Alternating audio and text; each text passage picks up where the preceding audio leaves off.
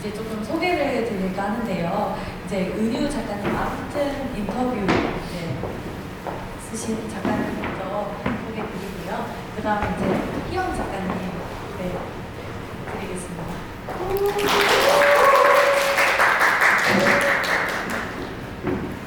편하게 이제 먼저 소개부터 해주시고 오늘은 이제 내용 한번 말씀해 주시면 좋을 것 같습니다.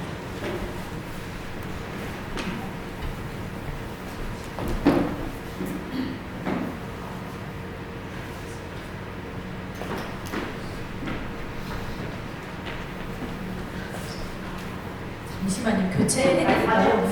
말씀하시면 나올 거예요.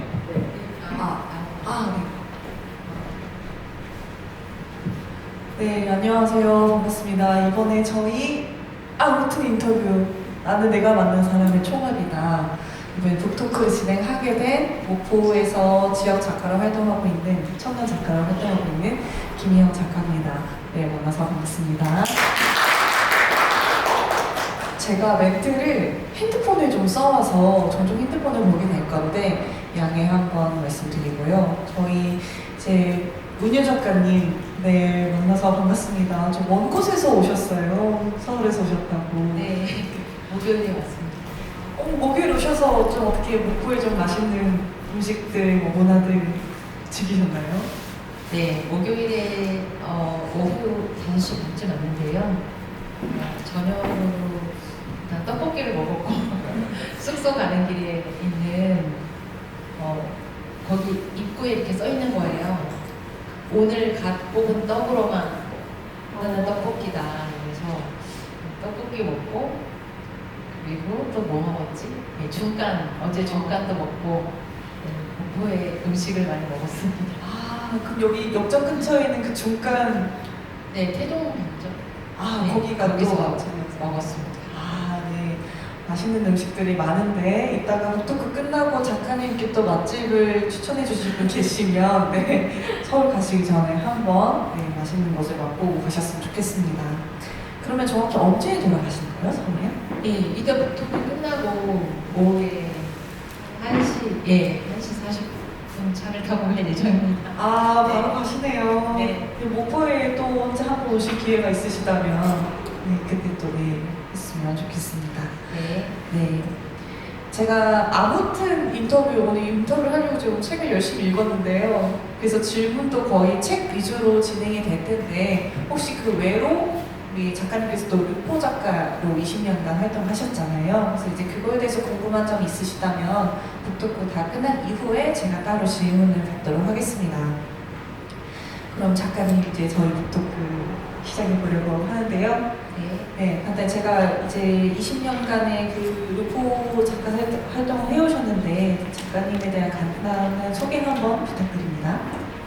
아, 제 소개요? 네.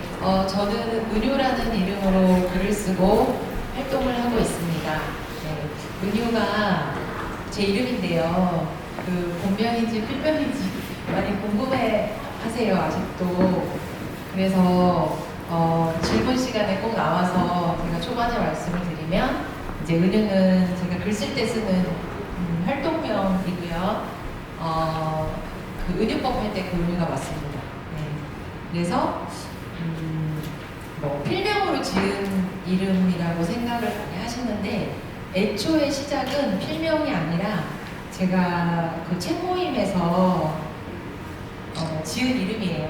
그러니까 읽는 사람일 때 쓴 이름이 은유였는데 읽는 사람이다가 쓰는 사람으로 넘어갔을 때도 자연스럽게 은유라는 이름으로 이제 책을 내게 됐고요. 제가 주로 쓰는 책은 뭐 작가 이러면 많은 분들이 문학 시소설 쓰는 작가를 떠올리시는데 저는 이제 논픽션 쓰고 있습니다. 산문도 쓰고 글쓰기 책도 쓰고 지금까지 14권의 책을 냈는데 그 중에 절반가량이 이제 인터뷰 기반의 루포르타주 작업을 한 그런 사람입니다. 네. 네, 감사합니다. 근데 이제 그 인터뷰를 계속 하셨잖아요, 20년간. 네. 이게 사실 문학을 쓰는 것도 쉽지 않지만 다른 사람들을 만나서 이제 인터뷰를 하는 것도 어떻게 좀 보면 좀 힘든 작업들도 많았을 것 같은데 이거를 이렇게 딱 내가 인터뷰를 해야 되겠다라고 생각하시게 된 계기가 있으실 것 같아요. 네,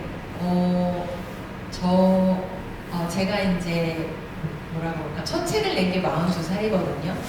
그래서 일반적인 경우보다는 글쓰기를 늦게 첫 책을 내고 작가로 활동하게 된 경우인데요. 그 이전에 이제 자유기고가라고 프리랜서로 글을 쓰는 시간이 있었어요. 그 첫 시작의 첫 취재가 이제 인터뷰였어요. 네, 제가 책에도 썼는데 이제 황금래라는 60세 여성분이었고 평생 이제 봉사활동을 많이 하신 분이었어요.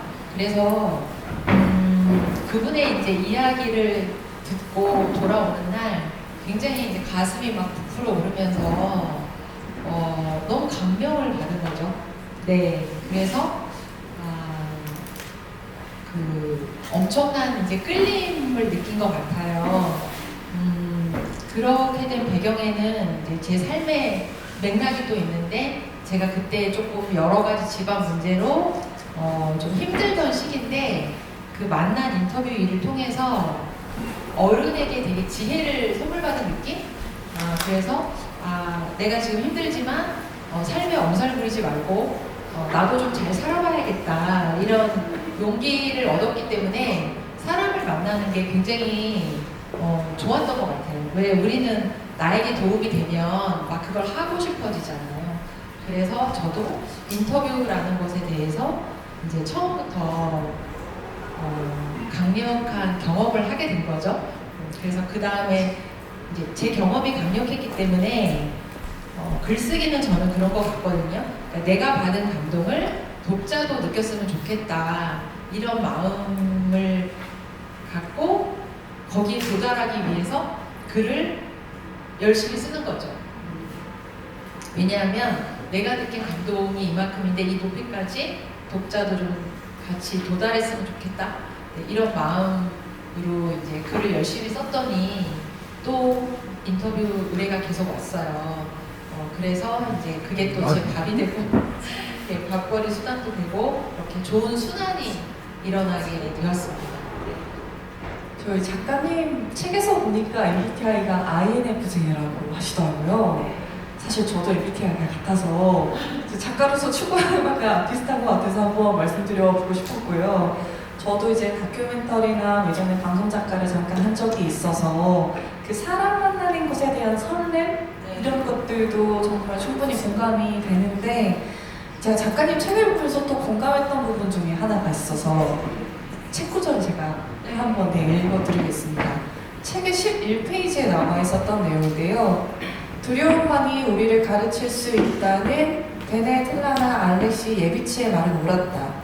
나는 사람을 좋아하는 만큼 두려워한다. 라는 글이 있었고 또 73페이지에 알지 못하는 아이의 죽음 그 현장 실습생의 그 김동준 씨의 죽음을 다룬 리포르타주를 이제 쓰실 때 이제 섭외에 대한 좀 권한이 있으셨던 것 같아요. 그래서 이게 정말 사람이 좋기도 하지만 계속 섭외를 요청했는데 섭외가 어렵거나 사람이 어렵거나 이런 경우들이 분명 있었을 것 같아요. 그래서 그 계속된 거절로 인해서 그 좌절감이 계속 들었을 때, 섭외가 어려웠을 때, 그때 작가님만의 또 고충과 또 극복하는 방법이 있을 것 같은데 어떠세요? 네, 김희영 작가님 방송 작가 하셔가지고 섭외에서 많이 거절당해 보셔가지고 그런 질문을 하시는 것 같은데 저는 이제 제가 뭐 취재에 필요해서 가령 현장 실습생의 죽음을 주제로 한 책을 내면 관련한 분들에게 이야기 좀 들려주세요 라고 이제 섭외를 하는데 거절을 많이 당하죠. 그런데 생각해보면 그 책을 쓰고 그분들을 만나야겠다라는 것은 제 계획이고 제 일정이고 제 목표가 있는 건데 그분들과 합의된 건 아니잖아요. 그래서 그분들이 들어주시면 너무 다행인 거고 고마운 건데 그게 좌절됐을 때 서운함을 가지지 않으려고 해요. 왜냐하면 그분 입장에서는 뜬금없이 들어오는 제안이잖아요. 다 누구나 자기 일정과 계획이 있는데 제가 시간을 내고 마음을 내서 나를 만나서 이야기를 들려달라 라고 했을 때 그게 성사되면은 너무 기쁜 일이고 잘 된 일이지만 안 됐다고 해서 좌절할 일은 아닌 것 같다. 그리고 지금은 관행이 조금씩 달라지고 있기는 한데요. 제가 한참 취재할 때만 해도 뭐라 그러지? 섭외하면 그 취재 인터뷰 감사 사례비 그런 거를 드리지 않았어요. 그게 한국의 그 언론계나 이런 출판계의 관행이에요. 근데 저는 조금 사례를 하는 게 더 맞지 않나? 이런 생각이 있어서 최근에는 작업할 때 출판사나 이런 데서 취재원에게 좀 답례를 하자 이런 제안을 제가 하고 있어요. 그래서 좀 부자 출판사고 돈 많은 출판사면 제가 이거 조건으로 걸어요. 꼭 이분들에게 답례를 했으면 좋겠다 라고 하고 그렇게 진행을 합니다. 그래서 많은 분들도 우리가 사실 어떤 직업이든지 누군가의 도움이 없으면 잘 이루어지지 않는 일들이 꽤 많더라고요.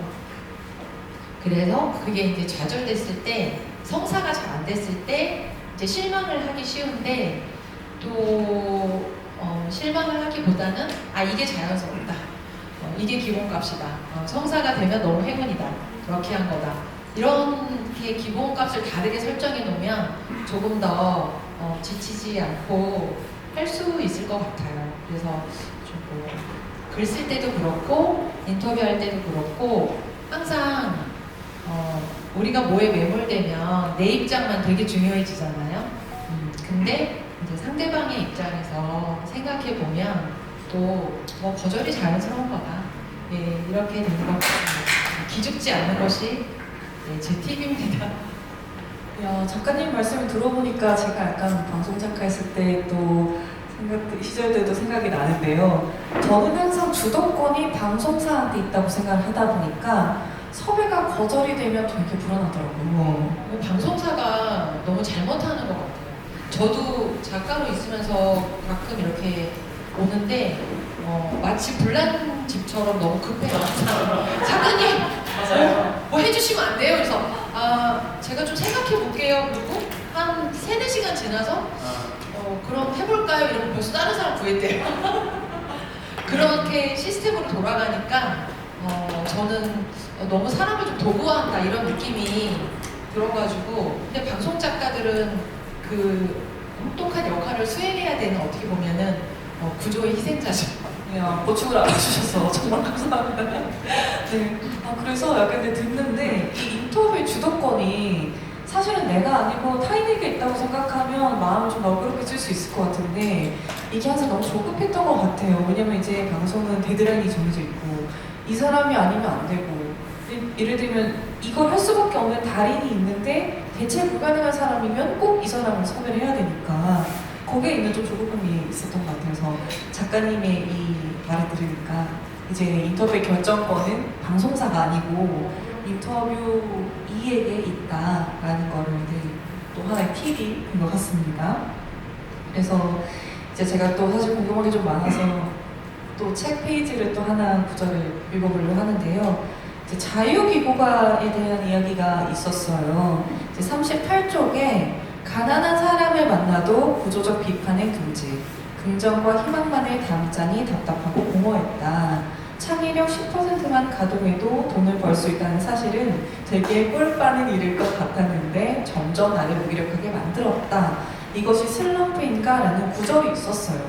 근데 저는 사실 지금 1인 출판사를 운영을 하고 있고 또 문학을 잘 써보고 싶은 사람으로서 이게 항상 딜레마가 있는 것 같아요. 왜냐면 대중들에게 잘 팔리는 글이 있는가 하면 그냥 작가의 뭔가 예술성을 담고 싶은 좀 팔리지 않는 글도 사실 있는데 이게 상업적인 것과 상업적이 않은 것을 또 안고 가려고 하니까 그 사이에서 나는 어떤 책을 만들어야 되나라는 딜레마가 항상 있었던 것 같은데요. 작가님에게도 이런 슬럼프의 시기, 또 딜레마의 시기가 좀 있었을 것 같아요. 그런 것들은 또 어떤 게 있었는지 궁금합니다.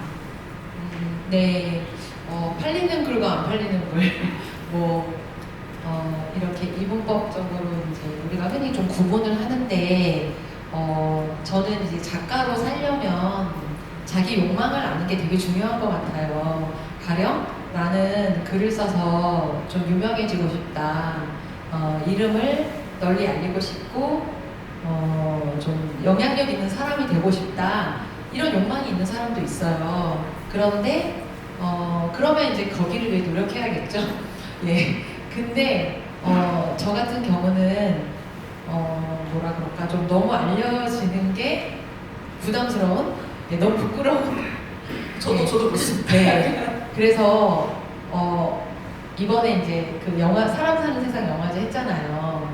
거기 이제 심사위원을 맡게 돼서 제가 오게 됐고, 같이 변영주 감독님도 맡게 되셨는데, 그래서 같이 조금 영화를 보면서 중간중간에 식사를 같이 하러 갔는데, 어디를 가든 항상 사인을 요청받으시고, 누구나 등장만 하면 다 시선을 받으시고 하는데, 저 같으면 너무 부끄러워서 못 돌아다닐 것 같다는 생각이 들더라고요.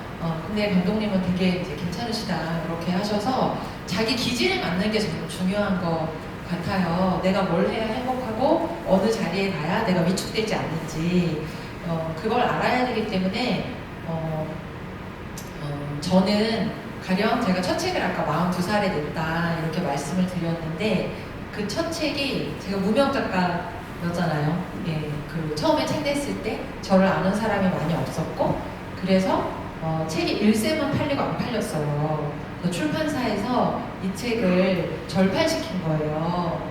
그러니까 작가한테는 좀 상처가 되는 거죠. 출판사에서 믿고 계약을 했는데 판매가 원활하지 않다는 이유로 이거를 이제 판매 중단을 결정을 내린 거기 때문에 좀 되게 상심이 되고 나 작가 안 해 이렇게 어떻게 보면은 될 수도 있는 상황인데 지나고 나서 생각해보니까 제가 좀 씁쓸하긴 했지만 그렇게 타격을 받지 않았더라고요. 그래서 왜 그랬을까, 어떻게 그랬을까 돌이켜보면 저한테는 제 책이 많이 팔리거나 사람들에게 막 널리 알려지고 인정받는 게 그렇게 되면 좋지만 안 되는 게 그렇게 중요하지 않았다. 그러니까 저에게 중요했던 건 뭐냐면 세상에 도움이 되고 의미 있는 글을 쓰고 싶다. 이게 저한테 굉장히 중요했어요. 그래서 그것만 보고 가는 거예요. 그러니까 내 책이 사랑을 받고 막 많이 인기를 끌고 이러는 것도 좋겠지만 저한테 그게 크게 관심이 사항이 아니었던 거죠. 나는 내 글을 지금 잘 쓰고 싶다. 예, 이것만 계속 생각을 해와서 중요한 거는 내가 대중적인 글을 쓰고 싶다고 그게 써지는 것도 아니고 내가 예술적인 글을 쓰고 싶다고 또 그게 써지는 것도 아니고요. 내가 쓸 수 있는 거를 쓰는 게 이제 작가의 일인데 내 소신대로 밀고 나가야 그거죠. 사람들이 흔히 말하는 망해도 내 식대로 망해야 된다. 예, 그래야지 누구 원망 안 하고 무언가 최선을 다했을 때 미련 없이 좀 털어버릴 수도 있는 것 같고 그런 것 같습니다. 그래서 그냥 내가 세상에 하고 싶은 이야기가 무엇이 있는지 나는 세상에 어떤 메시지를 사람들과 나누고 싶은지 그걸 생각하는 게 작가로 살 때 좀 제일 중요한 게 아닌가. 예, 안 그러면 기준이 외부에 있으면 너무 흔들리게 되는 거. 좀 저도 이제 글쓰기 수업을 하면서 이제 젊은 작가가 되고 싶어하는 학인들을 만나면 그런 고민이나 이런 걸 터놓을 때 좋은 글에 대한 기준이나 내가 쓰고 싶은 글에 대한 기준이 외부에 있으면 안 된다. 우직하게 써나갈 수 없다. 너무 일희일비 하면서 이제 에너지를 소진하게 되니까 기준을 내 안에 만들어라. 내가 생각하는 좋은 글은 무엇이고 내가 작가로서 누가 알아주든 안 알아주든 세상에 하고 싶은 이야기는 무엇인지 그게 없으면 너무 쉽게 지치는 것 같습니다. 그럼 제가 좀 더 추가적으로 궁금한 게 있는데요. 이제 내 안의 기준도 있고 나는 뭔가 세상에 좀 이로운 메시지를 전하는 사람이 되겠다라는 그런 기준을 가지고 작가 활동을 하시는데 그래도 글을 쓰다 보면 우리가 분명히 지치는 순간들이 한 번씩은 옵니다. 그래서 그런 순간이 왔을 때 작가님만의 동력이 궁금하긴 해요. 저도 이제 책에서 읽어보니까 선배님께서인가 그런 말씀하신 게 있더라고요. 그냥 하라고. 네, 그냥 마음 간대로 해라. 이제 그냥 이렇게 그냥 하는 거다. 이런 말을 보고 사실 저도 좀 공감을 하긴 했거든요. 동력이라는 게 사실 있을까 싶으면 동력이라고 말할 게 딱히 없는 것 같기도 한데 왜 그렇게까지 꾸준히 20년간 르포를 할 수 있었던 그런 힘이 어떤 게 있는지 궁금합니다. 네, 제가 이제 뭐라 그럴까 이제 취재 그 사람들을 만나는 것에 굉장히 빠져서 자유기고가 생활을 하다가 중간에 슬럼프가 한 번 와서 왜냐하면 누굴 만나도 너무 똑같은 글을 쓰게 되는 것 같은 자기 복제하는 것 같은 느낌이 들었을 때 아 이거 하면 안 되겠다. 그리고 사보에 쓰는 글은 매수가 굉장히 정해져 있거든요. 한 20매에서 길어야 30매. 네, 그거를 반복적으로 해서 제가 이제 뭐 경제 활동도 하고 돈을 버는 건 좋았지만 이 짧은 글의 호흡에 익숙해지면 내 긴 글을 못 쓸 것 같다. 이런 위기의식이 좀 왔어요. 왜냐하면 사람은 감각이 그렇게 세팅되면 다르게 못하거든요. 그러니까 의지보다 습관으로 움직이는 게 사람이기 때문에 그래서 이거 아닌 것 같다. 이래서 사보이를 페이드 아웃을 시키고 좀 제가 그렇게 좋아하는 인터뷰도 좀 끊었었어요. 약간 술을 끊듯이 끊고 다른 일을 좀 했죠. 다른 뭐 글쓰기 수업을 좀 하면서 또 에너지를 충전을 받았고요. 그래서 제가 느낀 건 뭐냐면은 무언가를 하는 것만큼 하지 않는 것도 하는 거다.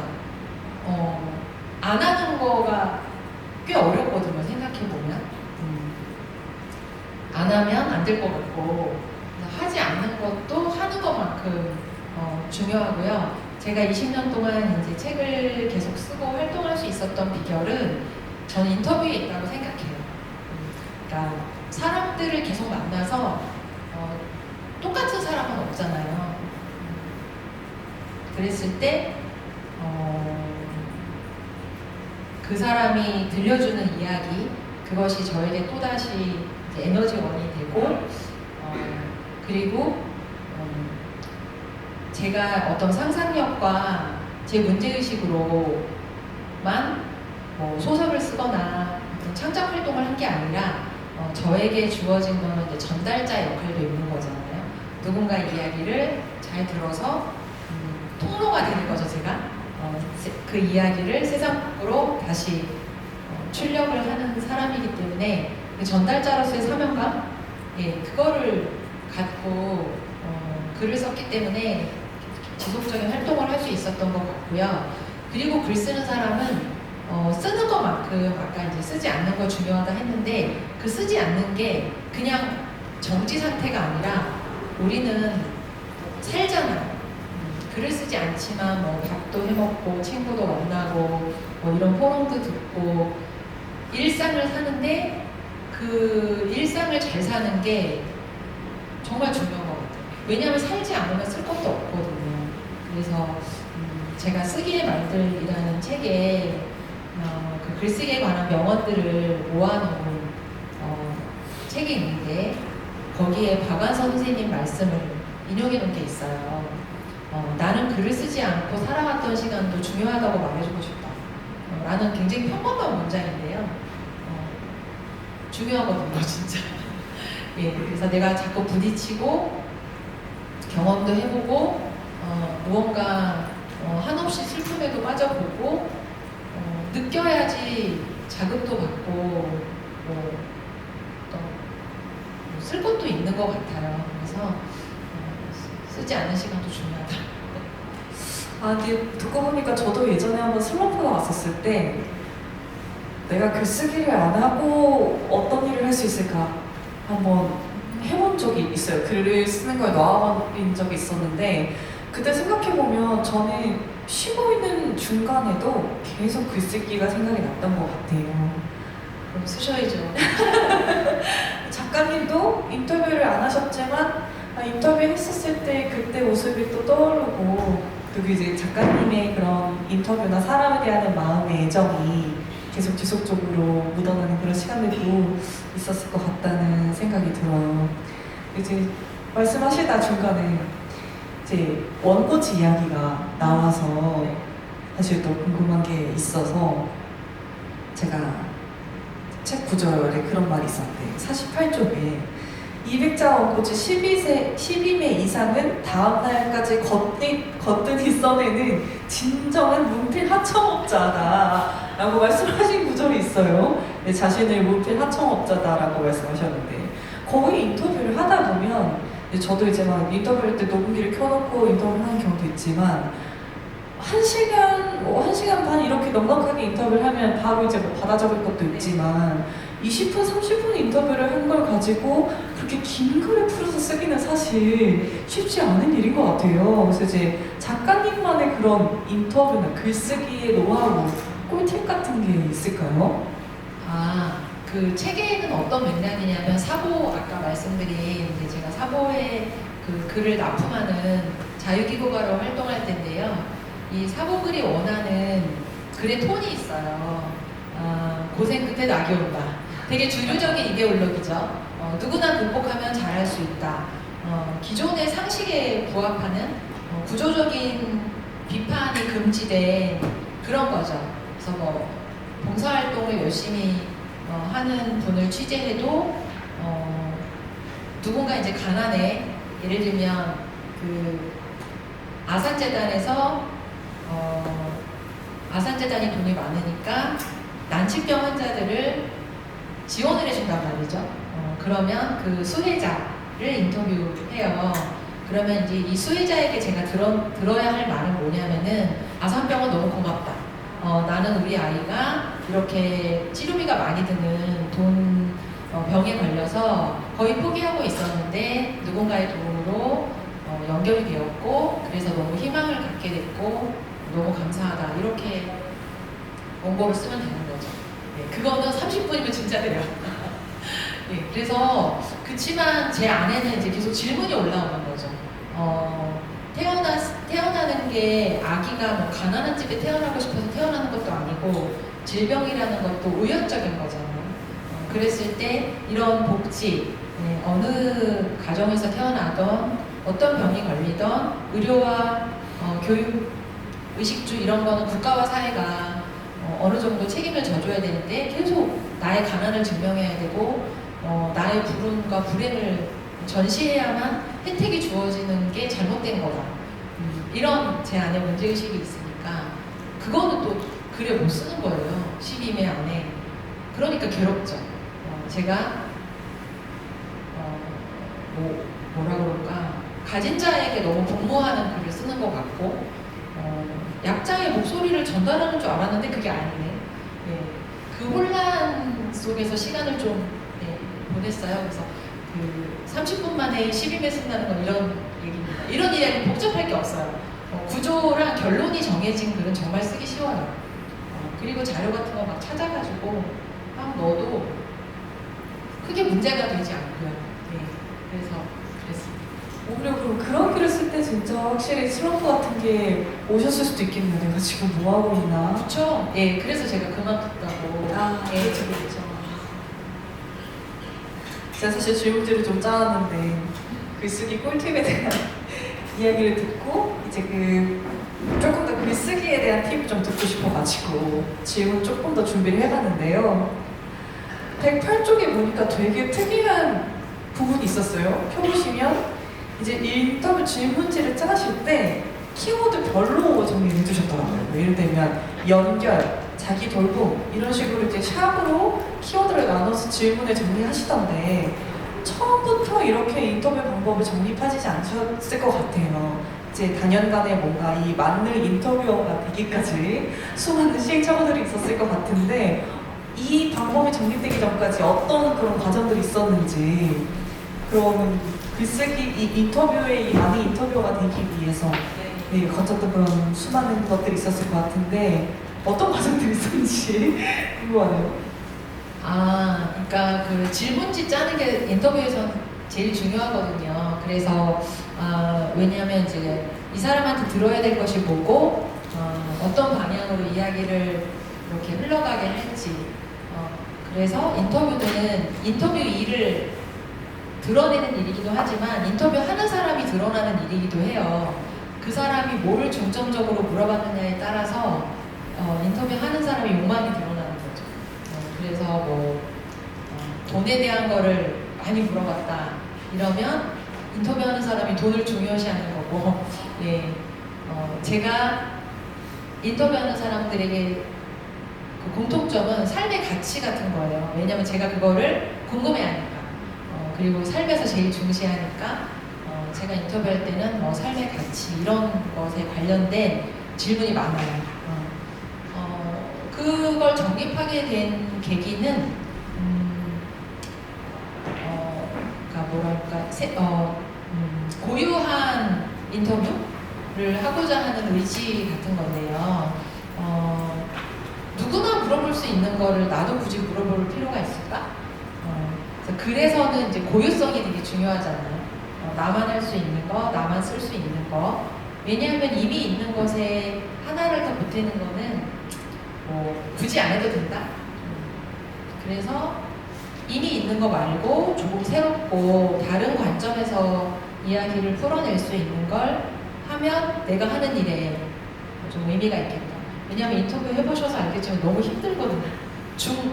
그거 인터뷰 다 해서 녹취 다 풀고 한 번 다 듣고, 그러니까 품이 되게 많이 드는 글쓰기거든요. 그래서 뭐 단순 반복 시간을 많이 투여하는 일인데 그거를 이제 하려면 뭔가 의미와 동기부여가 안 되면 되게 지쳐요. 네. 그래서 제가 이제 고민하는 거는 이 사람에게 무슨 이야기를 끌어낼까. 그래서 그거를 이제 가치를 하나씩 정립을 해보는 거죠. 예를 들면 이 사람에게 돌봄이라는 주제로 좀 이야기 들어보고 싶다. 그럼 돌봄. 그리고 뭐 일상을 살아가는 기술 이런 걸 좀 들어보고 싶다. 그럼 일상 키워드.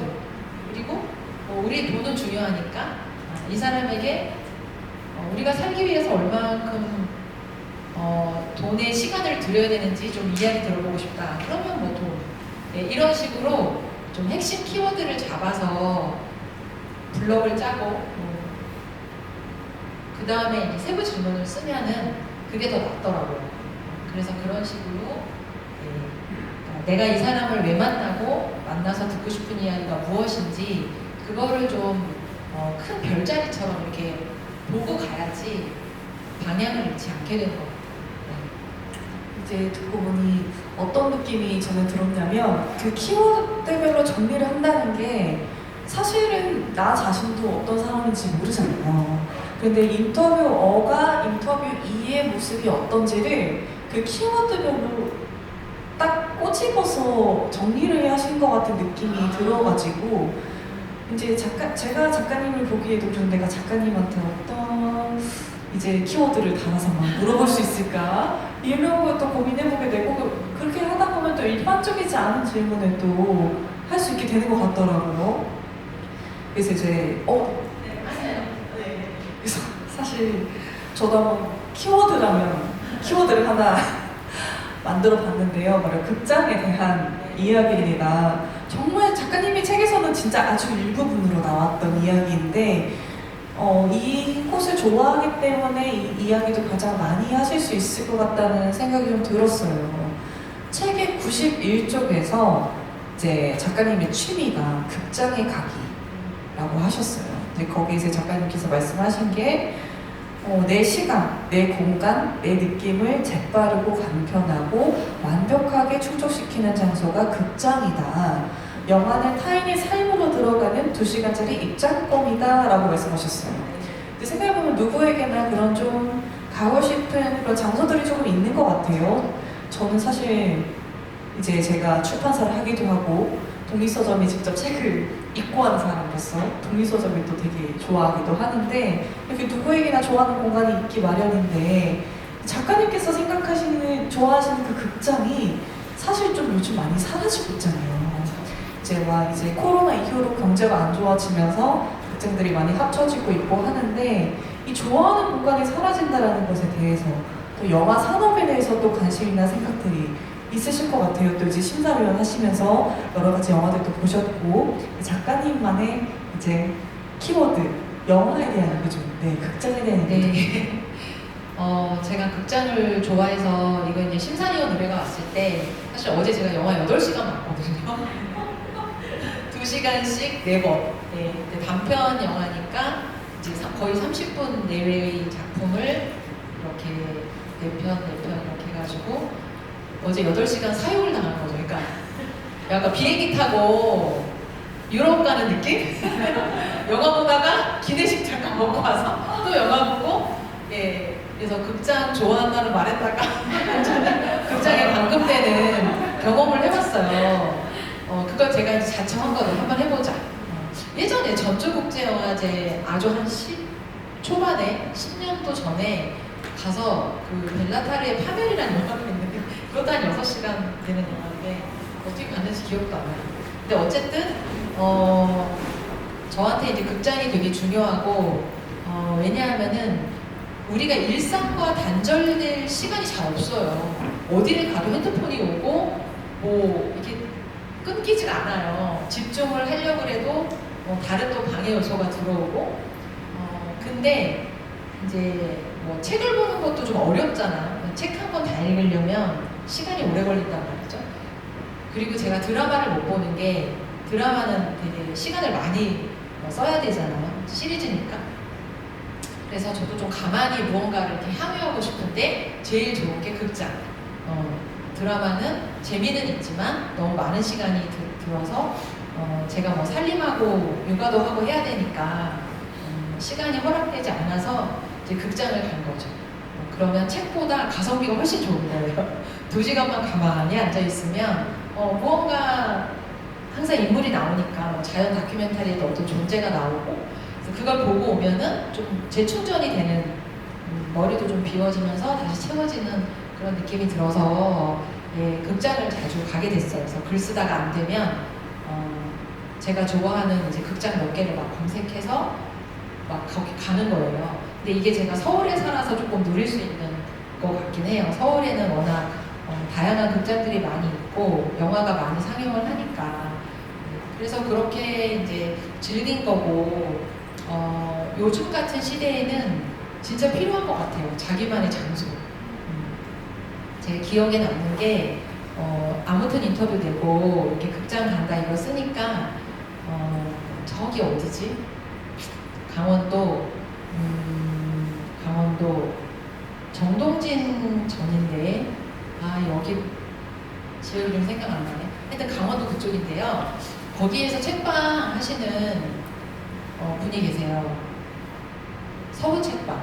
네, 서울책방 대표님이 뭐라 그러셨냐면은 작가님 극장 가셔서 2시간 동안 일상과 단절된다고 하는데 저한테는 기차가 그래요.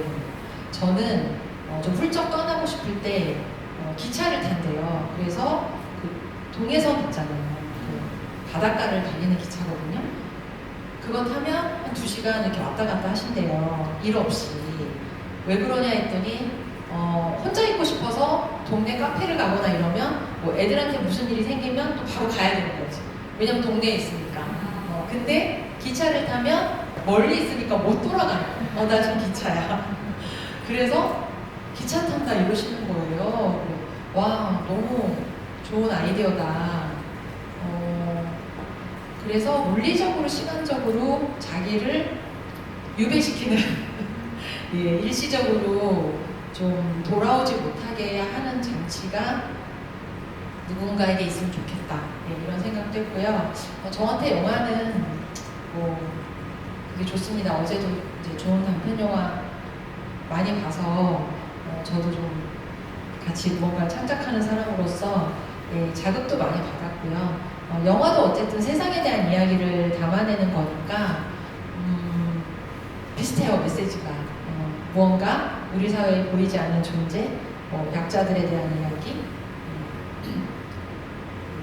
어제 이제 인상 깊었던 영화가 어떤 그 스토리가 젊은 청년이 원룸에서 고독사한 이야기가 나오는 영화거든요. 거기에 다른 세입자가 이제 1년간 비워져 있다가 다른 세입자가 들어가면서 펼쳐지는 이야기예요. 근데 제가 그 영화를 보고 되게 반가웠던 게 뭐냐면은 신문에 나오는 거는 늘 누가 어느 원룸에서 사망했고 뭐 며칠 만에 혹은 몇 개월 만에 발견됐다. 여기까지만 나와요. 그러면 저는 저 집은 어떻게 되는 걸까? 그 가족은 어떻게 되는 걸까? 그 집에는 누가 들어갈까? 예를 들면 소문이 나잖아요. 누가 뭐 자살한 집이고 어떻게 된 집이고 그러면 그런 구체적인 이후의 장면들을 제가 상상을 해보는데 좀 뭐가 잘 그려지지 않는 게 있는데 영화에 그게 딱 나온 거예요. 그래서 내가 이래서 영화를 봤지 이런 생각을 했습니다. 그래서 어떤 영화는 저에게 이제 삶에 대한 상상력을 좀 메워주는 그런 장르다. 그 영화에 대한 영화를 또 보시는 선호하셨던 최근에 이제 심사하시면서 보신 영화일 수도 있고 영화에서 청년 고독사에 대한 또 관심이 이제 느껴지는 게 어떤 장르 영화를 좋아하실지가 느껴지는 게 아무래도 진짜 확실히 르포 사람의 인생에 대한 그런 이야기도 좋아하셔서 그런 영화 장르에 더 관심이 가지신 것 같은데 사실 저도 다큐멘터리 장르를 되게 좋아하고 저는 집에 있을 때도 예능을 보기보다는 다큐멘터리를 좀 많이 보기는 해요. 그래서 이제 누구나 선호하는 장르 이런 게 다 다를 것 같은데 그럼 작가님께서 이제 태어나서 이제 극장에 가셔서 영화를 보신 것 중에 내 인생 영화다 싶은 게 하나 있으실까요? 인생 영화요. 저는 인생 영화랑 인생책 질문이 제일 어려워요. 제가 어제도 심사 그거 하는 토를 이렇게 점수 쓰고 이런 게 있거든요. 어쨌든 상을 뽑아야 되니까 너무 괴롭더라고요. 내가 뭐라고 이거를 점수를 매기나. 그래서 북토크 가도 질문 이렇게 있으면 이 중에 몇 명 뽑아서 상 주세요 이런 게 저는 제일 힘들어요. 다 중요한 질문인데 막 이래가지고 그래서 막 극장에서 봤던 좋았던 인생 영화 이렇게 딱 찍는 것보다는 제가 이제 책에도 썼는데 비포 선셋 영화 좋아하거든요. 제가 이제 좋아했던 배우가 에다노크를 좋아해가지고 그 영화 좋아해요. 인생 영화라고까지 하기에는 좀 예, 제가 좋아하는 영화고 감독 중에는 이제 다르덴 형제 감독 영화 좋아하고 다 두루두루 좋아하는 편입니다. 예, 그렇게 좋아요. 네, 그 비포 시리즈 영화는 진짜 다 좋은 것 같아요. 그 분위기가. 그리고 그 같은 배우가 10년 후에 다시 찍고 하는 거잖아요. 그게 너무 귀한 거예요. 그동안 무사했다. 예, 그것도 너무 위대한 일이고, 그리고 인연이 망가지지 않았다. 다시 기꺼이 작품을 할 만큼 좋은 관계가 또 유지되어 왔다는 것도 되게 놀라운 일이고, 그런 게 젊었을 때는 잘 몰랐거든요. 한 번 친구면 영원한 친구지 이런 생각을 하잖아요. 근데 시간을 견디고 관계가 훼손되지 않는 게 생각보다 어려워요. 그게 꼭 어떤 악의적인 그런 싸움이 있지 않더라도 관계는 멀어지기도 해요. 그런 걸 잘 몰랐기 때문에 잘 몰랐는데 이제 조금 50살까지 넘게 살다 보니까 알게 됐고 그래서 그 영화가 더 귀하게 여겨지는 것 같아요. 그냥 젊었을 때는 초기에는 에다노크랑 줄리 데비 너무 예쁘다 이래가지고 그리고 되게 뭐라 그럴까 세상에 대한 이야기도 둘이 대화도 되게 많이 하고 제가 대화를 좋아해서 그 인터뷰를 하는 거거든요. 저는 이렇게 3명, 4명 이상 넘어가면 빨리 집에 가고 싶어요. 저도 네. 그렇습니다. 네, 대화가 공회전하고 겉도는 느낌이 들면 빨리 집에 가서 책 보고 싶다 이런 느낌 들지 근데 내밀해지면 거기 이제 시간 가는 줄 모르고 있는데 그러니까 그 영화가 둘이 계속 대화를 2시간 내내 하니까 저한테 좀 좋아하던 영화고 그런 영화 좋아해요. 네. 그렇군요. 작가님 지금 비문학 장르 하고 계시지만 이제 그런 뭔가 감성으로 사람을 대하고 사랑하는 그런 감성으로 소설을 써보셔도 책 한 권 사겠습니다. 네. 그래도 참 좋을 것 같다는 생각이 들었습니다. 네. 책의 100페이지, 이제 책 내용에 대해서 조금 더 이야기를 나누면 책의 100쪽에서 이제 작가님께서의 그 직업인 인터뷰에 대한 기본적인 매뉴얼을 적어두신 게 있었는데요. 질문이 정말 많았어요. 그래서 뭐 어떤 질문을 할 수 있을지 뭐 그런 것들이 많았는데 제가 작가님께 한번 질문 드리고 싶은 반대로 제가 작가님께 직업인 인터뷰의 그 질문지 중에 하나를 물어본다면 이걸 물어볼 수 있을 것 같아요. 가장 힘들었던 사건이나 잊지 못할 실수가 있다면 이라는 질문이 있었어요. 작가님이 20년간 다양한 사람들 만나시면서 이제 어떤 사건이나 뭐 실수들 또 충격적인 사건들도 되게 많았을 것 같아요. 기억에 남는 인터뷰 같은 거 그런 것들이 좀 있을까요? 제가 좀 기억에 남는 거는 제가 한 인터뷰집 중에 제일 안 팔린 인터뷰집이 2권 있는데요. 국가폭력 피해자분들 인터뷰한 폭력과 전용 사이라는 인터뷰집이 벌써 나온 지 10년 됐어요. 2016년에 나왔는데 이제 그 책이 많이 안 팔렸어요. 왜냐하면 이제 간첩 조작 사건 피해자 이러니까 일반 독자분들이 나랑 거리가 멀다 이렇게 생각을 하시는 것 같아요. 그럴 수밖에 없는 게 저도 제안했을 때 간첩이 나랑 어떤 접점이 안 찾는 나 간첩 싫은데 막 이러면서 이제 저도 거절을 처음엔 했었던 그런 책이에요. 그게 있고 또 하나가 한국 그 시문학 번역가를 인터뷰한 우리는 순수한 것을 생각했다. 예. 이 책은 진짜 재밌는데 왜 안 사시지? 제가 한번 사서 보겠습니다. 보셨어요, 역시 기인들. 네. 그 책이 그 젊은 번역가들이에요. 한국 문학이 너무 좋아서 이제 영어나 뭐 그 일본어나 이런 걸로 돈도 안 되는데 하는 사람들 있잖아요. 저는 그런 사람들한테 되게 끌려요. 왜냐하면 돈을 많이 줘서 하는 거는 쉬운 일이거든요. 근데 아무도 하지 않고 저 사람 왜 저거 해? 이런 거 하는 사람이 저는 좋아요. 빤하지 않으니까 흥미롭고 그래서 이제 그런 거 하는 사람들 인터뷰했는데 그 중에 이제 호영이라는 번역가가 있는데 뭐 호영도 있었고 뭐 소재도 있었고 몇 명 있었어요. 근데 이제 인터뷰 7명을 했는데 7명이 다 번역이라는 공통점이 있잖아요. 그러면 문제가 뭐냐면 글이 비슷해질 수 있어요. 7명의 개성을 다 살려야 돼요. 이거는 그 간첩 사건 피해자분들도 마찬가지. 어르신들이 7명이지만 각각의 개성을 살려야지 안 그럼 읽다 보면 이거 앞 사람이랑 똑같네? 이렇게 되면 안 돼요. 그래서 그 사람의 고유성을 어떻게 살리냐 컨셉을 잡고 가는 거죠.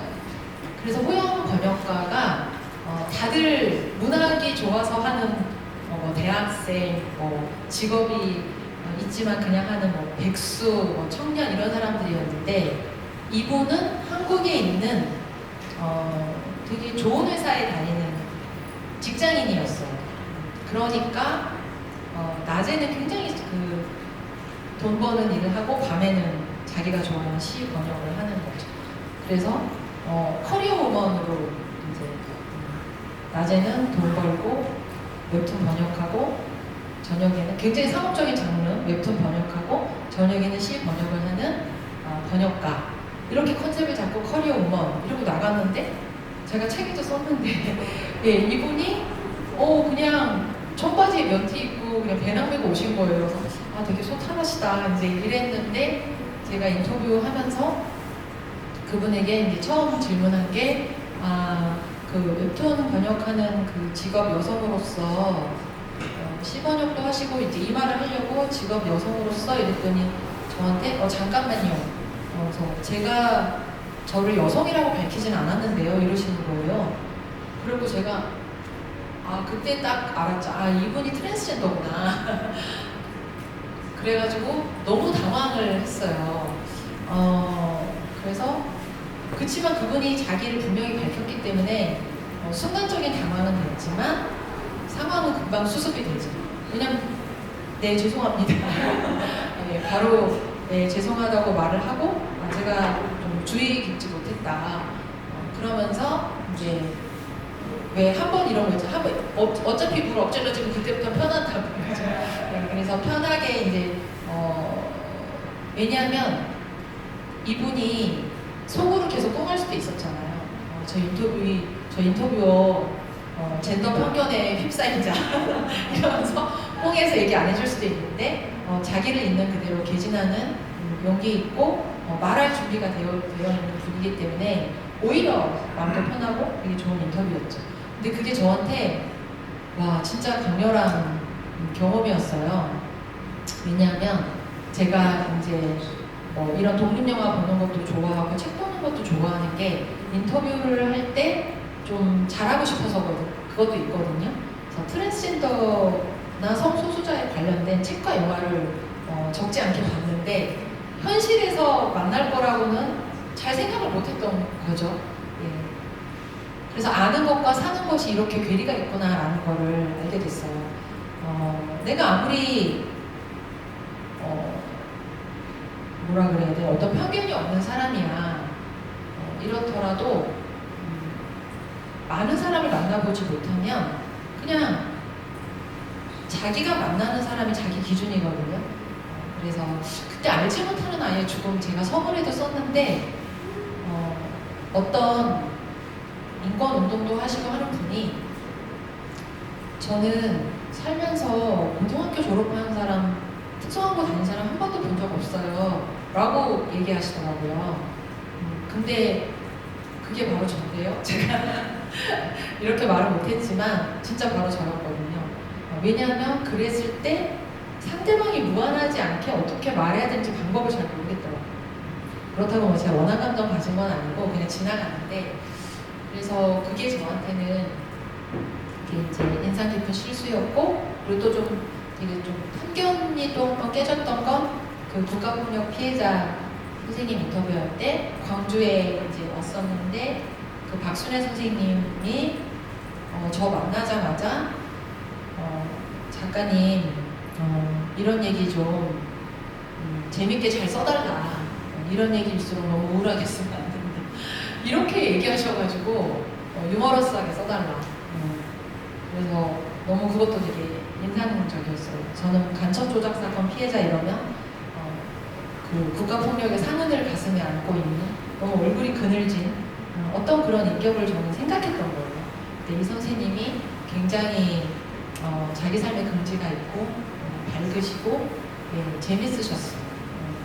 그래서 나는 시시하게 한국어로 된 책 안 본다 이러면서 예, 머리맡에 막 일본어로 된 예, 소설 읽고 그런 분이었어요. 그래서 우리가 한 사람을 이렇게 입체적인 존재로 본다는 게 참 어려운 일이구나라는 걸 많이 느낍니다. 작가님께서 말씀하셨던 그 광주 송정님께서 뵀던 분이시죠? 책 속에 나왔던 네. 그리고 이제 트랜스젠더 그 사람도 책에 다 나오는데 저도 보면서 전 제가 작가님도 아닌데도 책을 읽으면서 어떡하지? 이러면서 그 부분을 읽었던 것 같아요. 그래서 그런 부분들이 있었겠구나 네 그런 생각이 들었습니다. 이거는 제가 너무 질문을 많이 하는데 제가 조금 더 질문을 드린 다음에 드려도 될까요? 네 감사합니다. 제가 또 사실 너무 작가님한테는 이건 이제 약간 저희가 무거운 얘기를 했으니까 가볍게 여쭤보고 싶은 질문인데 책의 142쪽에 정말 재밌는 질문들이 많이 나와요. 이제 저도 이제 작가님한테 여쭤보고 싶은 게 있어서 가지고 와봤는데 전설의 프랑스 사진가 인터뷰집 네. 앙리 까르띠에 브레송과의 대화 그 마지막에 이제 프루스트의 질문지를 작성을 하셨더라고요. 거기에 정말 재밌는 질문이 여러 가지가 있었는데 제가 그 중에 하나를 작가님이 만약에 가장 가지고 싶은 재능이 있다면 어떤 게 있을지 궁금한데요. 그 책에서는 이제 답변을 해놓은 부분이 손 쉬운 일을 경계하기 뭐 이런 재능도 있는 것 같더라고요. 작가님께서 만약에 재능 갖고 싶다면 재능이야. 거기 이제 손 쉬운 일을 경계하기 있는데 그와 비슷하게 제가 이제 중요하게 생각하는 게 뭐냐 했을 때 저는 일을 해치우듯이 하지 않는 거 그거 제일 중요하게 생각하거든요. 막 프리랜서로 일을 받다 보면 일의 정량이 정해진 게 아니거든요. 그래서 뭐 사람들이 물 들어올 때 노져야 되냐 이런 이야기도 하고 막 뭐 왔을 때 내가 조절을 잘해야 되는 게 정말 중요해요. 그래서 이제 소탐대실하면 안 된다. 눈앞에 당장의 이익이 급급해서 일을 너무 많이 수락을 해서 대충대충 함량이 안 되게 일을 하는 거는 저는 특히 프리랜서한테 창작하는 사람은 자기 무덤 파는 거라고 생각해요. 그런 면에서 손쉬운 일을 경계하기가 진짜 와닿았고 그거를 제 말로 번역을 하면 일을 해치우듯이 하지 말아라. 그것도 습관이거든요, 완전히. 그래서 남들은 뭐 어차피 티도 안 나. 해치우듯이 해도 돼 라고 생각하지만 그때는 티가 안 날지 모르지만 그게 내 습관이 되면 그렇게 돼요. 잠깐을 속일 수 있지만 계속 속이기는 어렵다는 거죠. 그래서 내 안에 저는 일하는 사람은 좀 기준이 높아야 된다고 생각해요. 그래서 이렇게까지 해야 되나? 할 때 이렇게까지 해야 된다. 그런 이야기를 많이 하는데 자기랑 타협하면 안 되는 게 정말 중요하다. 이제 글쓰기에 관심이 많은 분들 오셨으니까 좀 그러려고 생각하고 기준이 이제 그렇게 있어도 뭐 어떨 땐 타협하게 되죠. 하지만 기준은 그렇게 있어야 된다. 그리고 제가 갖고 싶은 재능은 글 좀 빨리 쓰고 싶어요. 제가 글 쓰는데 시간이 좀 오래 걸리는 타입이라 다 그렇겠죠. 그래서 좀 빨리 쓰고 싶다. 빨리 잘 쓰고 싶다. 빨리만 쓰는 건 아니고 잘 쓰는 글을 좀 빨리 쓰고 싶다. 그게 좀 처음부터 좀 느려가지고. 네. 이제 그 작가님의 그 손쉬운 일을 경계하는 그 이제 기조가 느껴지고 또 글을 좀 잘 쓰고 싶다라는 말을 또 듣고 나니까 작가님께서 엄청난 계획적인 분이실 것 같아요. 이렇게 막 캘린더에 막 복잡하게 이렇게 쓰시고 내가 이날까지 닥쳐서 하지 않으려면 또 글을 예쁜 글을 또 좋은 글을 잘 쓰려면 미리 꾸준히 써야겠다라는 그런 계획적인 게 잘 하실 것 같은 생각이 드는데요. 그렇죠. 다이어리를 막 그렇게 하는 건 아니고요. 그러니까 글을 닥쳐서 쓰는 스타일은 진짜 아니에요. 저는 적어도 일주일 전에 마감해놔야 되는 사람이라 제가 지금까지 생존할 수 있었던 거 마감을 한 번도 어긴 적 없고 네, 진짜로. 아니 마감을 어떻게 어겨요? 어기지 말라고 있는 게 마감인데 이래놓고 어기면 이제 네. 마감은 진짜 어기면 안 돼요. 제가 늦게 프리랜서로 데뷔했는데 계속 일할 수 있었던 것도 마감을 안 어겨서인데 제가 놀랐다니까요. 생각보다 마감을 어기는 사람들이 많더라고요. 그래서 어떻게 어기지? 근데 많대요. 연락도 안 되는 그런 경우도 있고 제가 그 시장, 그 공백을 제가 파고들었습니다. 지금 불러오시네요. 네. 그래서 그리고 이제 겁이 나니까 일찍 마감하는 거죠. 왜냐면 내일이 마감인데 오늘 썼는데 글이 안 써질 수도 있잖아요. 그럼 어떡하지? 그럼 시간은 내가 어떻게 할 수 없잖아요. 그래서 좀 미리 하는 편이에요. 이제 듣고 보면은 저는 진짜 작가님의 처음 인터뷰를 시작하시고 이제 한겨레였나요? 좋은 기회로 만나셔서 또 이제 인터뷰를 연재를 하시고 그런 계기들을 또 듣다 보니까 이게 열심히 정말 꾸준히 하는 사람한테 기회가 오는구나 그런 생각도 드는데 사실 요즘 청년들은 무슨 일 하나를 내가 가진 꿈이나 이런 것들을 꾸준히 뭔가 하나 밀고 나가는 게 사실 현실적으로 힘들기도 하고 꼭 그렇지 않더라도 이 세상에 흔들려서 꿈이 막 좌절되는 경우도 사실 많긴 하거든요. 근데 작가님께서는 그걸 20년 동안 어떻게 보면 사람에 대한 애정, 인터뷰에 대한 그런 것들을 꾸준히 지켜오셨다는 게 굉장히 대단하시다라는 생각이 좀 드는데요. 그럼 작가님의 인생을 돌아보셨을 때 그렇게 열심히 달려오고 포기하고 싶은 순간들도 있고 하지만 계속 꿈을 지켜오셨다. 열심히 인터뷰, 루포 작가로서의 달려오신 순간들이 있으셨을 텐데 이 꿈을 갖고 살아가는 청년분들 혹은 또 도전을 주저하시는 분들한테 어떤 또 감명 깊은 한마디를 하실 수 있을 것 같아요. 네, 감명 깊은 건 아니고 약간 실질적인 팁을 드리자면 제가 내 책은 꼭 10권 쓸 거야. 예를 들면 나 20년 동안 루포 작가 할 거야. 이런 계획은 한 번도 세워본 적이 없어요. 세울 만한 여유도 없었고 심적인 그러니까 미래라는 게 저한테는 없었던 것 같아요. 오늘만 산다 이런 얘기 있잖아요. 그 기생충에도 나오는 게 계획 없는 게 계획이다. 그러니까 늘 돌아오는 끼니와 아이들 돌봄과 이런 것이 계속 밀려들었기 때문에 미래를 내다보고 앞날을 계획할 여건이 안 됐던 거예요. 제가 대단한 소신이 있어서 그랬던 건 아니고 그리고 늘 써야 할 원고가 있으니까 그 원고에 집중을 하게 된 거죠. 이거 어떻게 쓰지? 그러면 이제 하루가 또 가요. 그러면 또 다음 날이 오면 또 다른 원고, 다른 읽을 책 이렇게 그냥 하루하루가 쌓여서 이제 이 시간에 지금의 저가까지 흘러들어오게 된 건데요. 그냥 제가 좀 드리고 싶은 거는 너무 미래를 계획하면 저는 불안하지 않을 사람은 없다고 생각하거든요. 미래는 내가 통제할 수 있는 게 아니잖아요. 그렇지만 오늘 하루는 내가 어떻게 살아볼 수 있는 있죠. 그러니까 내가 오늘 하루 죽지 말고 살자. 네, 계획은 그리고 당장에 나한테 주어진 글 한 편을 좀 잘 쓰자. 이거가 내 마지막 글이라고 생각하고 정말 최선을 다해서 좀 쓰는 그런 거. 그러니까 미래를 계획하면 너무 불안하고 자신이 없는데 오늘만 잘 살면 내일도 잘 살 수 있다. 왜냐면 내일은 또 오늘이니까. 네, 그렇게 좀 짧게 보고 집중을 했으면 좋겠고 왜냐하면 불안이라는 거는 항상 멀리 내다봐서 오는 거기 때문에 불안에 휘둘리지 않으려면 지금 당장에 내 일상을 잘 가꾸는 거 그리고 그게 일상이 잘 가꾸어져야 꿈도 펼칠 수 있는 거고 하는 거예요. 그래서 만약에 이제 글을 쓰고 싶다. 근데 글이 돈이 안 되잖아요. 그러면 적어도 내 일상을 가꿀 수 있는 다른 최소한의 생계비를 벌 수 있는 그거는 세팅이 돼야 된다. 그래야지 그게 안 된 상태에서 내가 글 쓰면 어떡해요. 맨날 사발면만 먹고 살 수는 없거든요.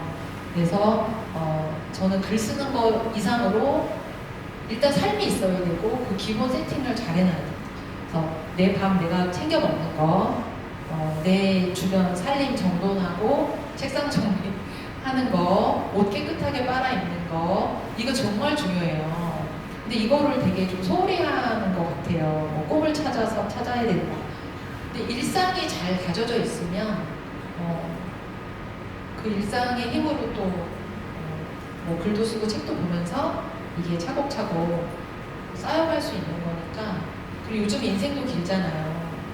네, 평균 수명도 길단 말이죠. 그래서 작가가 20세에 돼서 30세 은퇴할 수도 있고요. 네, 40세에 돼서 50세, 60세까지 글 쓸 수도 있고요. 그래서 조금 내가 글을 쓰고 싶으면 조급하게 생각하지 않는 게 좀 좋을 것 같아요. 그러니까 내가 글 쓰는 삶을 사는 게 중요하지, 당장 작가 되는 게 중요한 건 아니잖아요. 그래서 글쓰기에서 제일 좋은 거는 뭐냐면은 잘못 산 시간이 아무것도 없어요.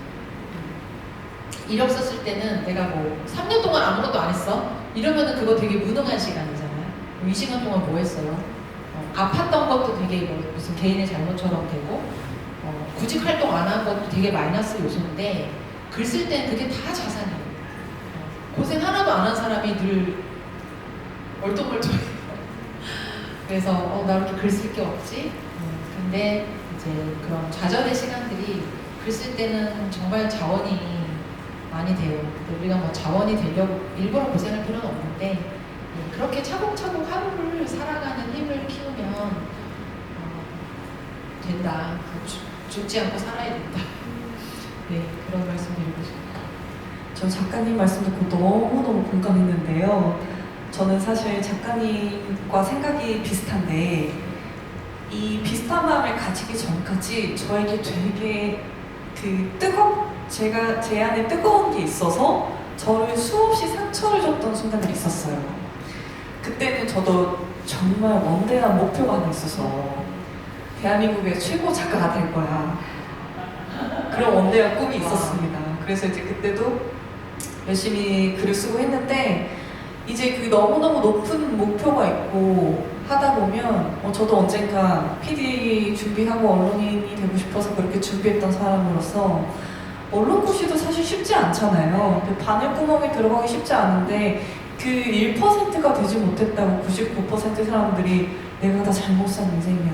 내가 열심히 못해서 저 1%가 못된 거야 라고 생각하면서 좌절하시는 분들이 많더라고요. 근데 사실 저도 그런 사람 중에 하나였고 작가님 말씀대로 생각해보면 그렇게 좌절했던 순간마저도 내 인생이고 내가 책 한 권 쓸 수 있는 또 스토리가 될 수가 있는 건데 그걸 많은 청년들이 모르고 되게 자기 자신을 미워하는 사람들이 많은 것 같아요. 그래서 어떻게 보면 일상을 살아가면서 마음이 너그러워지고 빨래도 하고 내 일상을 돌아보고 이런 것들이 사실은 나 자신을 사랑하는 그 시발점인 것 같아요. 그때부터 진짜 글을 쓰게 되는 원동력이 되는 거고 작가님 말씀을 듣고 저도 너무 공감을 많이 했습니다. 네. 다행이네요. 감사합니다. 그리고 저 벌써 제가 1시간 동안 신나게 떠들었는데요. 제가 이제 마무리로 질문 하나를 드리고 이제 독자님들께서 궁금하셨던 질문들이 많이 있으실 것 같아요. 그래서 이제 질문들을 좀 받아보겠습니다. 이제 작가님께서 어떻게 보면 엄청 큰 목표 없이 하루하루 이제 살아가는 일상을 보내고 계신다고 하셨는데 제가 다음 질문을 목표가 어떤지를 또 질문을 준비했는데 그래서 이거 대신에 제가 다른 걸 한번 여쭤볼게요. 목표 있어요. 목표 있으세요? 네. 저는 이제 이제 차기작으로 혹시 준비하고 계신 게 있으면 그런 거 말씀해 주세요. 네. 제가 지난 1년 반 정도 시사인의 은유의 먹고 사는 일이라는 그 인터뷰를 연재했었어요. 그래서 요거를 이제 좀 묶어서 책으로 노동절 전에 나올 예정이에요. 그러니까 그게 먹고 사는 일, 아까 말한 것처럼 하루하루를 잘 사는 것의 중요함을 어떻게 보면 강조하는 것이고요. 우리가 먹고 사는 일에 위대함이 있다는 거죠. 우리는 뭐 PD가 더 무슨 안정된 정규직이고 방송 작가는 비정규직이고 하니까 직업에도 위계를 두고 귀천을 많이 두고 하는데 먹고 사는 일 모든 노동은 되게 존귀한 거고 다 가치가 있는 것이다. 저마다의 가치가 있는 것이다 라는 것을 이제 주장하는 거죠 제가. 예, 그리고 인터뷰이들에게 그 이야기를 이제 들었던 책이에요. 그거를 노동절 전에 내야 되고요. 가서 또 일해야 되는 갑자기 상기가 마음이 무겁네요. 예. 그리고 다음 르포 준비하고 있는 거는 이제 자립준비 청년들 그 이야기예요. 그래서 제가 이제 관심 있는 거는 아까 말한 것처럼 어떤 부모를 만나든지 우리가 태어난 게 원해서 태어난 건 아니잖아요. 삼신할머니 랜덤으로 세상에 나온 건데 어떤 부모를 만나든지 아이가 최소한의 자기 존엄과 생존에 필요한 지원을 받을 수 있어야 더 좋은 사회다. 그리고 우리 사회가 그럴 만한 물적 기반도 다 있다. 이래서 그렇지 못한 존재들, 아이들에 대한 이야기를 계속 좀 듣는 게 듣고 싶고 그걸 좀 세상에 알리고 싶어서 작업을 하게 됐어요. 자립준비 청년들 이야기를 또 열심히 해야 됩니다. 올해. 네. 벌써 다 기대되는데요. 네. 노동절에 나오는 그 책부터 일단. 네. 그래서 우리가 먹고 사는 일에 다 좀 위대함을 같이 생각했으면 좋겠어요. 가령 저그 또래의 프리랜서로 일하는 친구 하나가 이러는 거예요. 나이 들수록 체력이 딸리니까 그리고 젊은 세대들이 이제 또 왕성하게 활동을 하니까 이제 삶에서 이렇게 물러나야 되는 또 시기가 된 거고, 아 이제 너무 뭐 디스크도 도지고 이래서 힘들어서 글을 못 쓰겠어. 나 급식 노동이라도 할까봐 이렇게 말해서 너 급식 노동 아무나 하는 거 아니야. 친구한테. 네, 급식 노동은 다 이 어떤 경험도 있어야 되고, 네, 단련이 돼야 되고, 우리가 육체 노동에 대해서 쉽게 말하잖아요. 아, 너 공부 못하면 가서 기술 배워. 이런 말도 한단 말이죠. 아, 나 농사나 지어야 돼. 거기에 다 들어가는 것들이 우리가 경험해보지 못했기 때문에, 그리고 그 사람들의 언어가 이제 많이 나오지 않았기 때문에 일어나는 일들인데, 그런 것들, 직업에 대한 각각의 직업이 다 얼마나 전문적인 일인지에 대해서 이야기 좀 해보고 싶어서 썼습니다. 네, 감사합니다. 그럼 다음에 나올 책도 제가 한번 구매를 해서 읽어보겠습니다. 네, 작가님의 꿈과 미래를 좀 멀리서나마 항상 응원을 하겠습니다. 네, 그러면 혹시 오늘 이제 저의 질문 여기서 다 끝이 났는데요. 혹시 우리 은유 작가님께 또 질문을 하고 싶은 분이 계시다면 손 한번 들어주시면 마이크 전달해 드리도록 하겠습니다. 와, 여기 있으시네요. 여기 생각했어. 안녕하세요, 작가님. 얘기 너무 잘 들었습니다. 글쓰기 최전선 이제 글스승인데요. 제가 여쭤보고 싶은 거는 제가 최근에 조직에서 그 홍보 담당을 하게 돼서 이메일 뉴스레터를 담당하게 됐습니다. 그동안은 제가 맡은 사업에 홍보만 신경 쓰면 됐었는데 이제는 이제 동료들이 피땀 눈물 흘려서 만든 행사도 잘 홍보해야 하고 그 행사가 어떻게 잘 치러졌는지도 후원회원 분들께 알려야 되는 약간 전달자 역할을 하게 됐어요.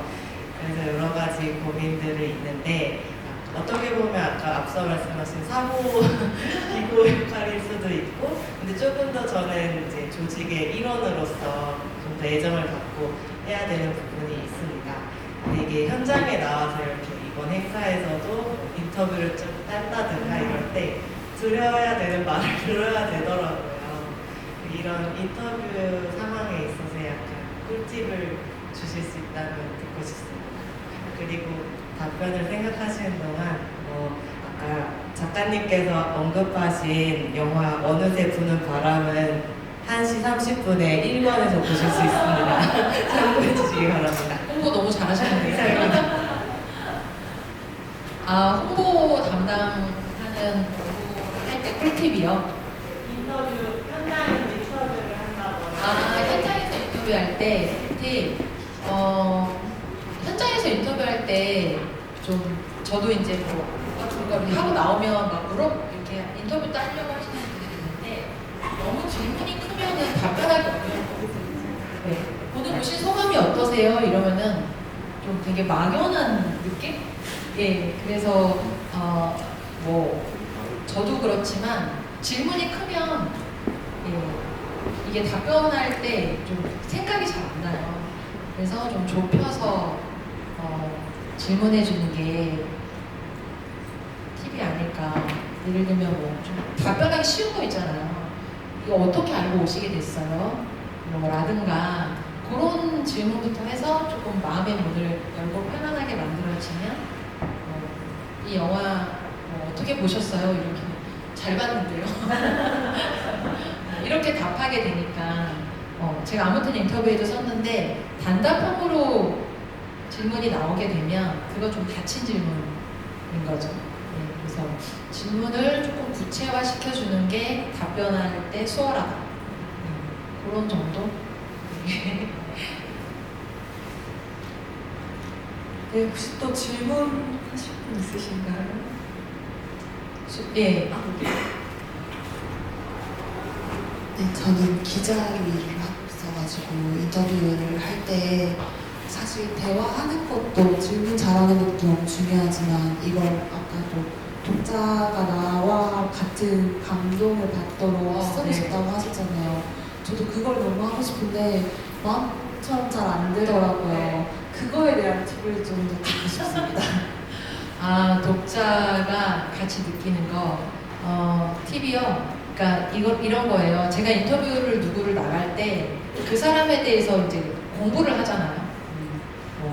이 사람이 쓴 책도 읽어보고, 그래서 전 이제 사전 배경 지식도 있고, 또 현장에서 이제 교감한 것도 있고, 비언어적인 요소로 내가 느낀 것도 있고, 이런 게 있는데, 독자는 유명한 사람이면 좀 알겠지만, 간첩 조작 사건 피해자인데, 그거 모르잖아요. 예를 들면, 번역가인데 유명하지 않은 사람이야.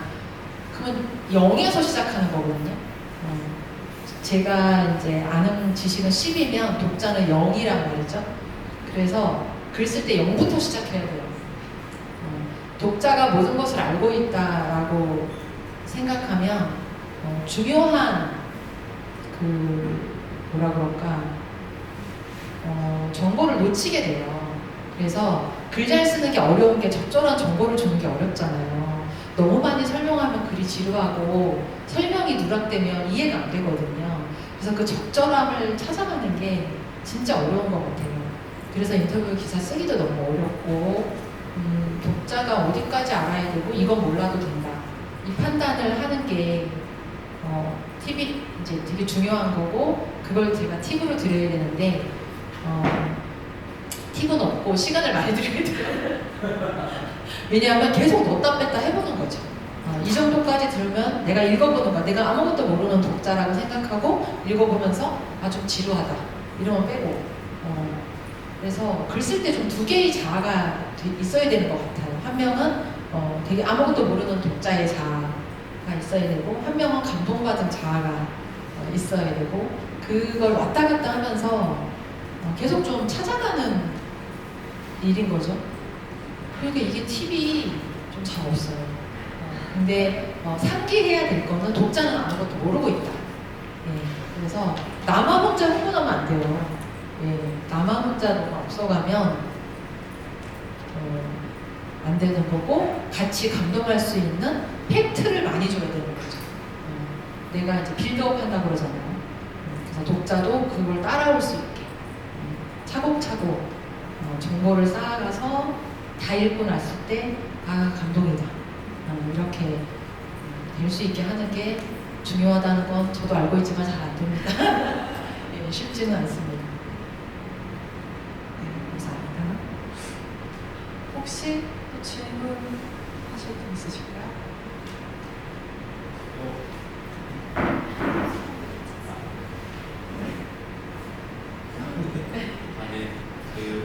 저는 저기 순천에서 그 지역사 근현대식이 이제 대학에서 공부하고 있는데 네. 그 공부 특성상 이제 그 지역 주민들 구수 촬영을 이제 하는 경우가 이제 저는 사실 서양사 사실 별로 그렇게 인터뷰를 안 하고 싶은데 이제 그분들의 이야기를 들어야 이제 문헌 자료에서 안 나오는 이야기를 네. 이제 하니까 근데 그래서 저는 사실 관심사가 구수 생애사보다는 이제 어떤 지역 역사에 문헌 자료에 나오지 않는 그 이야기의 틈을 그 주민들의 기억을 통해서 이제 보완하고 싶어서 이제 인터뷰하는 가는 경우가 많은데 이제 그렇게 갔을 때 더 잘 아시겠지만 이게 특히 어르신들 구술을 하다 보면 제가 듣고 싶은 이야기는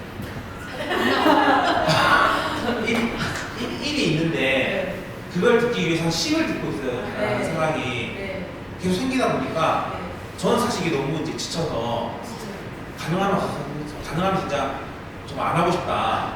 그래서 사실 제가 원래는 이게 좀 TMI 아니지만 제가 원래는 이제 해방이 현대사를 하다가 지금은 근대사 일제시기를 하는 게 사실 그 이유 중에 하나는 구술사도 정말 안 하고 싶어요.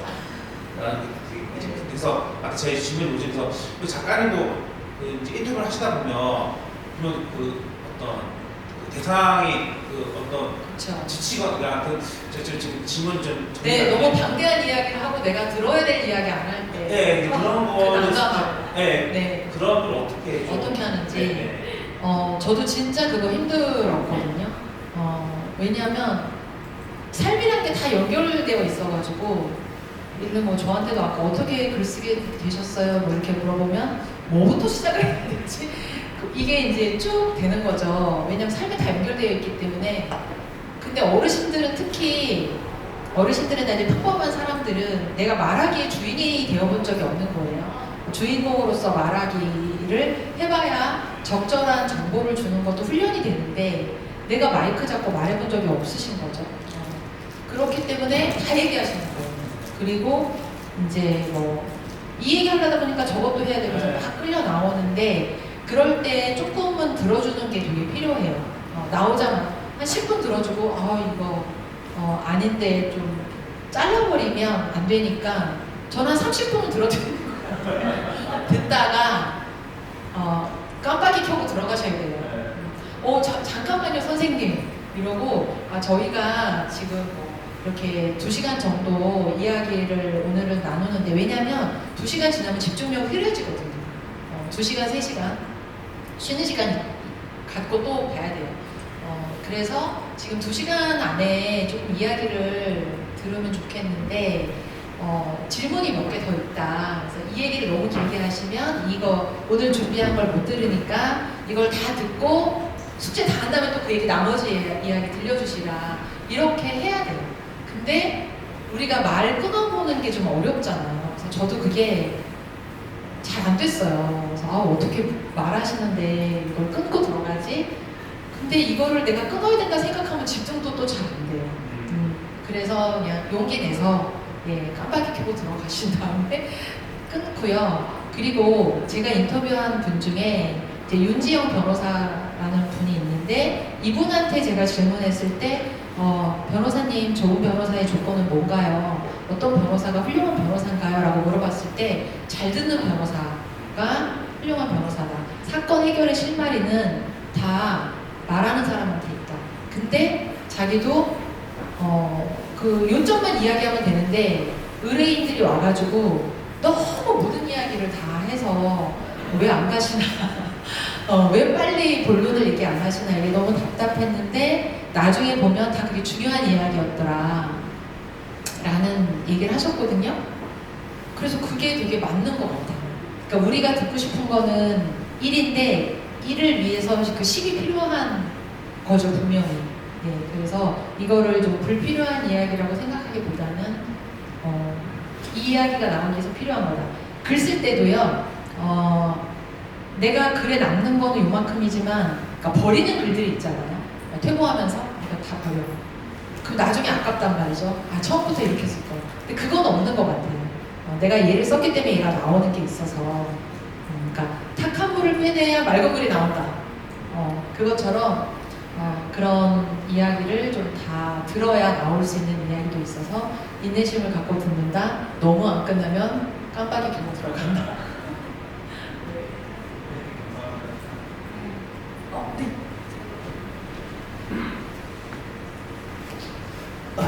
안녕하세요. 저는 중부 뉴스 통신에서 취재를 오거든요. 정치부만 있다가 제가 이쪽 문학 쪽을 잘 모르는데 작가님은 뭐 나와 무관한 아무것도 없다 뭐 그런 거 말씀하시잖아요.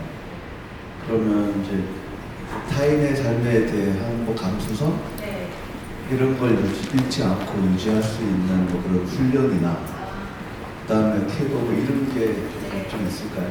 타인의 삶에 대한 감수성을 잃지 않는 그 방법은 계속 영화 보고 책 보는 거예요.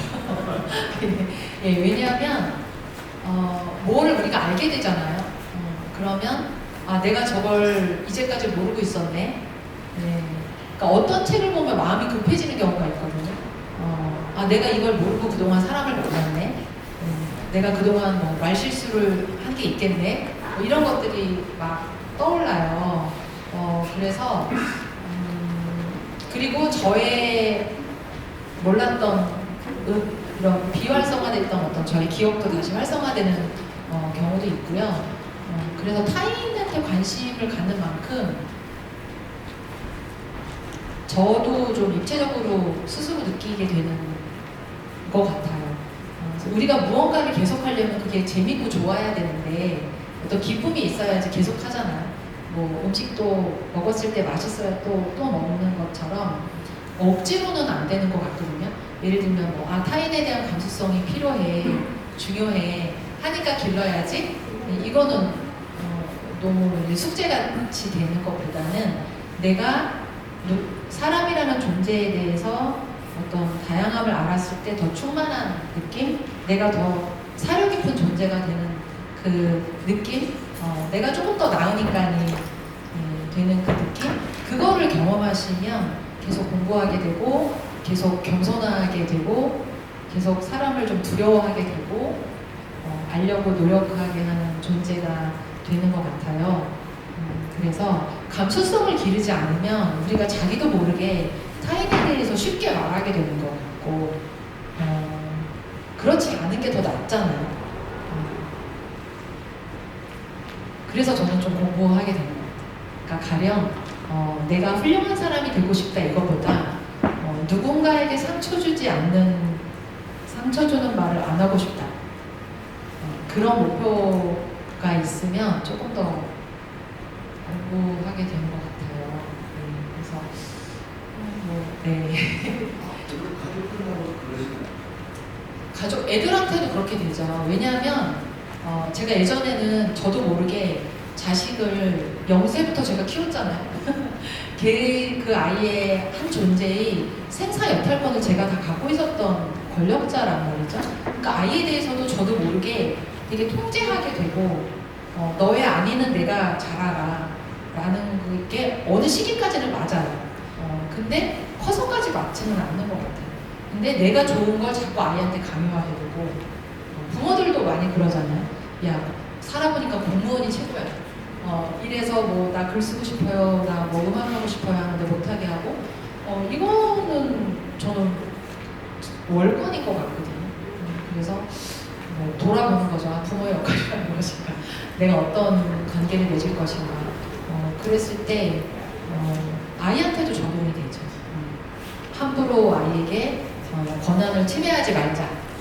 그런 생각을 하게 해줘서 저는 되게 좋았어요. 제가 인터뷰를 많이 해봤기 때문에 이제 아이에 대해서도 강압적이나 통제가 된다는 생각도 안 하게 된 거죠. 사실은 통제되는 대상은 잘 없습니다. 네. 네. 기자에 대해서 기자는 어떤 사람이고 무슨 일을 하는 사람인지 혹시 좀 정의를 한번 제3자 입장에서 내려주실 수 있을까요? 기자도 이제 전달자죠.